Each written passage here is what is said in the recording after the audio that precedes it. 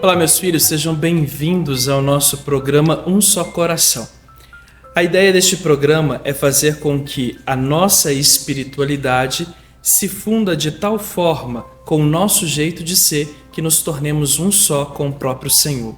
E para que isso possa de fato acontecer, nós precisamos nos debruçarmos na palavra de Deus.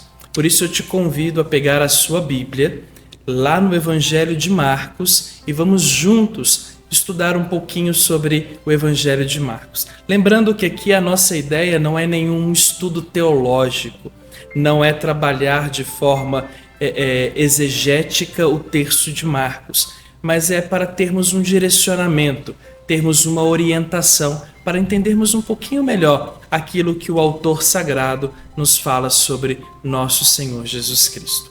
Então pegue a sua Bíblia e vamos juntos iniciar a leitura do Evangelho de Marcos. É importante entendermos que Marcos, quando escreve o seu Evangelho, ele escreve na tentativa de responder a uma pergunta. E a pergunta é: quem é Jesus Cristo? Quem é Jesus? Esta é a pergunta que vai guiar o escrito de Marcos. Marcos, ele não conviveu com Jesus Cristo, ele não é um dos 12. Ele é discípulo de Pedro. Então ele aprende com Pedro, ele descobre Cristo por meio do exemplo de Pedro e ali ele faz a sua experiência na fé e escreve. Por mais que Marcos esteja como segundo livro nas Sagradas Escrituras, ele também é conhecido como o primeiro a ser escrito dos 4 evangelhos. É importante compreendermos um pouquinho essa beleza para entendermos aquilo que ele nos propõe a explicar. Então, pegando a sua Bíblia, vamos abrir lá no primeiro capítulo do livro de São Marcos. No capítulo 1, a partir do versículo 1, está escrito: Início do Evangelho de Jesus Cristo, Filho de Deus, como está escrito no profeta Isaías: Eis que envio meu mensageiro à tua frente, para preparar o teu caminho. Voz de quem grita no deserto: preparai o caminho do Senhor, endireitai suas veredas.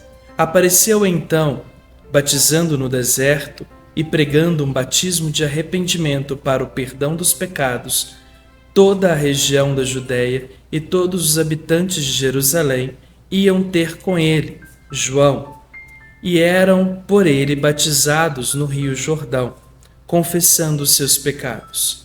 João usava roupas de pelos de camelo e um cinto de couro na cintura e alimentava-se de gafanhotos e mel silvestres. Ele pregava dizendo: Depois de mim vem aquele que é mais forte do que eu. Eu não sou digno de, abaixando-me, desatar as correias de suas sandálias. Eu vos batizei com a água e ele vos batizará com o Espírito Santo. Naqueles dias, Jesus veio de Nazaré da Galileia e foi batizado por João no rio Jordão.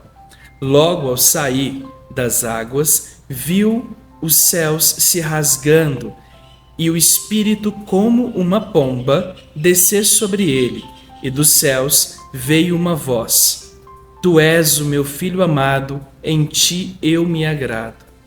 Logo depois, o Espírito impeliu para o deserto. Ele permaneceu no deserto durante 40 dias, sendo tentado por Satanás. Estava com os animais selvagens e os anjos o serviam.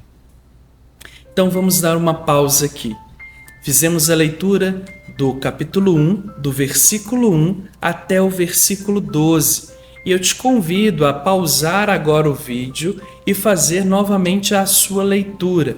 E é interessante entendermos que eu estou fazendo a leitura pela Bíblia da tradução da CNBB. É uma tradução mais fiel, ela tem explicações mais interessantes, e aí eu te convido a fazer uma pausa agora no vídeo, fazer a sua leitura, para que a gente possa seguir em algumas pequenas explicações. O Evangelho de Marcos, ele é dividido em 4 períodos, em 4 grandes blocos. O primeiro bloco, que é o que nós vamos estudar um pouquinho de forma mais intensa, ele vai capítulo 1, do versículo 1 até o 15. Depois ele vai falar sobre a preparação para o Messias e o seu mensageiro. Depois nós temos o segundo bloco, que vai falar do capítulo 1, do versículo 16, até o capítulo 8, no versículo 30, que ele vai falar sobre o ministério para o povo, o segredo do Messias e a ampla difusão do seu ministério. O bloco 3, ele vai falar lá do capítulo 8, versículo 31, até o capítulo 15, versículo 47, que é a narrativa da paixão, o sofrimento do Messias e os relatos de sua paixão. O quarto e último bloco do Evangelho de Marcos é o epílogo da ressurreição, que já é o capítulo 16, do versículo 1 até o versículo 20, o Messias ressuscitado e os relatos da Páscoa. Então agora, voltando para os versículos que acabamos de ler, que é o versículo 1 até 12, vejamos, nós temos uma boa notícia, a de que Cristo veio para resgatar todas as nações. Isso está enfatizado no primeiro versículo. Início do Evangelho de Jesus Cristo, Filho de Deus. Isso é uma boa notícia que Marcos nos apresenta. Cristo, ele é Filho de Deus. Aqui traz o título do Evangelho e essa boa notícia de que ele veio para resgatar todas as nações do pecado. O Filho de Deus, este é um título predominantemente usado por Marcos, indicando Jesus Cristo. E nós vamos ver esse título sendo utilizado no capítulo 1, versículo 1, no versículo 11, no capítulo 5, versículo 7, no capítulo 9, versículo 7, no capítulo 12, versículo 6, no capítulo 14, versículo 61, no capítulo 15, versículo 39, e também teremos algumas disposições explicativas lá no Catecismo da Igreja Católica, no parágrafo 422 e no parágrafo 515.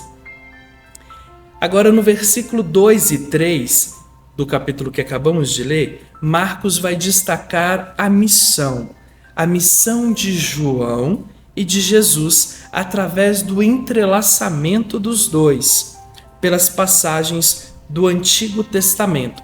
Por isso que ele já começa fazendo uma citação de Isaías, que está lá no capítulo 40, no versículo 3, que também teremos uma citação de Êxodo 23, 20 e Malaquias 3, 10. Essa citação é para poder mostrar a missão de Jesus Cristo e a missão de João Batista, aquele precursor, o que vem preparar o caminho do Senhor. João batizava. O batismo de João, como está lá descrito no versículo 5, torna explícita a necessidade da purificação interna, mas não realizava de modo sacramental, como a gente tem hoje. João estava plenamente consciente de que seus discípulos deveriam também receber o verdadeiro batismo do Messias, que tanto significava quanto realizava a purificação espiritual. No Rio Jordão. O Rio Jordão é o principal rio da Palestina. É um local apropriado para que se batizassem grandes multidões. Lá no versículo 6 vai dizer que João vestia trajes de peles de animais. A aparência de João recorda a aparência de Elias, que está lá em 2 Reis, no capítulo 1, no versículo 8. E a sua presença no Rio Jordão faz rememorar o que ali Elias foi arrebatado para o céu e comia gafanhotos. Você já comeu gafanhotos? Animais, crus. Já experimentou?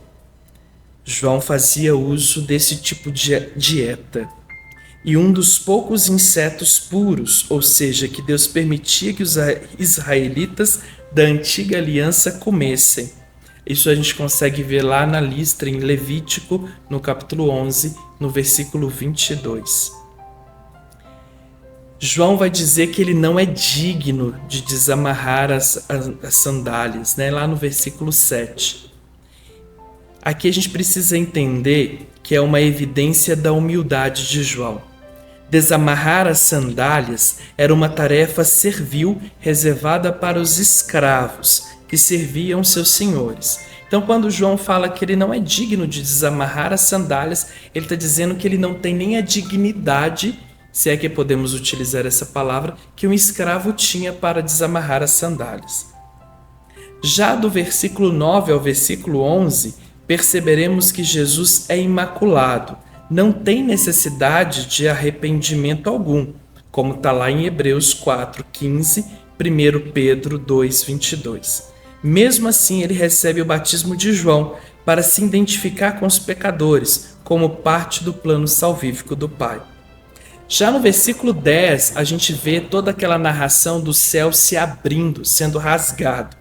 Essa é uma expressão que realmente deixa o texto mais dramático e vem do verbo grego shizu, que significa romper, dilacerar. O céu, portanto, se rompeu ao som da voz. O céu rompe ao som da voz de Deus. E em outro momento, no Evangelho de Marcos, esse mesmo verbo vem denotar o rasgar-se das cortinas do templo, lá no capítulo 15, no versículo 38.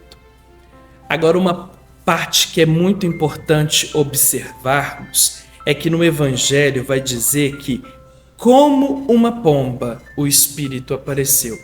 Não está dizendo que o Espírito é uma pomba. Tem uma diferença nas palavras. Muitas pessoas por aí falam assim, o Espírito Santo é uma pomba. Não, isso não está escrito na Bíblia. Da mesma forma que não está escrito na Bíblia que o fruto que Eva fez o uso lá atrás em Gênesis não é uma maçã. Lá não diz que é maçã. Só que as pessoas, pelo imaginário, começam a difundir inverdades que estão em relação à Bíblia. Então aqui é como uma pomba. É no sentido analógico, no sentido de comparação. Então é uma imagem que tem várias associações na Bíblia. Da mesma forma que veremos comparar o Espírito Santo como línguas de fogo, lá em Pentecostes, por exemplo. Não significa que era fogo, que era uma língua, mas é como. São analogias utilizadas, imagens utilizadas para que o nosso intelecto possa compreender um pouquinho daquilo que é praticamente impossível de se compreender. No versículo 11, Deus vai falar, meu filho amado. É o anúncio do Pai que faz recordar várias passagens do Antigo Testamento. A primeira que nos faz recordar está lá em Isaías, no capítulo 42, no versículo 1, que a profetiza vinda do servo querido de Deus que irá resgatar Israel.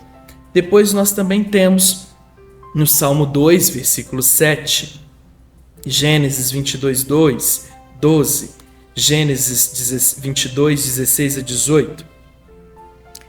Então, é um pouquinho do nosso estudo sobre a primeira parte do capítulo 1, que nós lemos até o versículo 13, do livro de Marcos.